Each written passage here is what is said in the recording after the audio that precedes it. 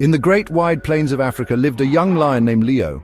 He had a soft golden coat and bright amber eyes. Leo loved watching giraffes and zebras, but he had a secret sorrow. He could not roar. Other cubs practiced their calls, their yelps growing stronger each day. I tried with all my might, but only a tiny squeak would come out. Leo often wandered away from the pride, sitting by a still waterhole, feeling like he wasn't a true lion.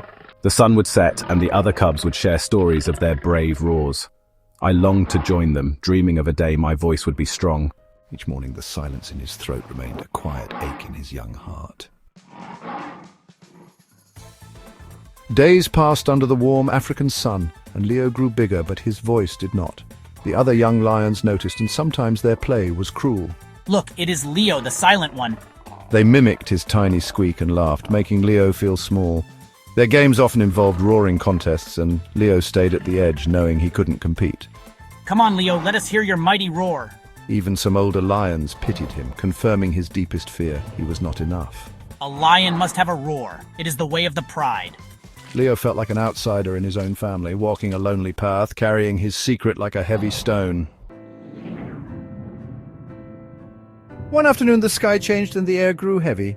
An old elephant sensed something coming.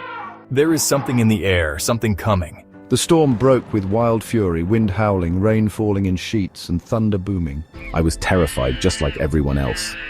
Leo pressed himself low to the wet ground, wishing he could disappear. The storm was a monster, roaring its terrible song. But in the middle of this great fear, something else began to stir within him, something unexpected. Amidst the storm, a cry was heard. Help! Help us! Two small cubs were stranded by rising water. Their mother roared in distress, but the current was too strong. I have to do something. Leo saw their terrified faces and their mother's fear. Despite his own fear, he knew he had to try. Hold on, I'm coming. Without a thought for his own safety, Leo moved. He found a fallen log forming a shaky bridge. Battling wind and rain, he reached the cubs. Almost there. Just a bit more.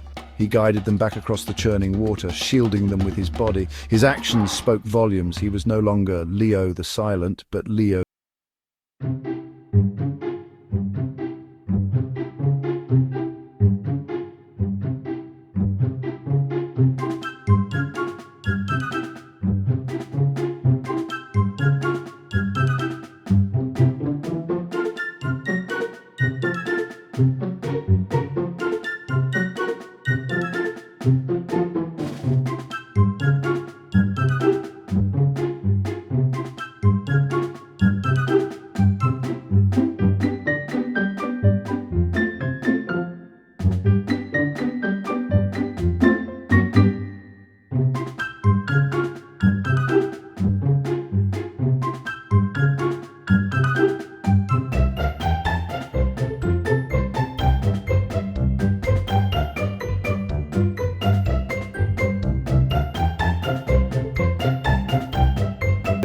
It was a brand new, brighter day.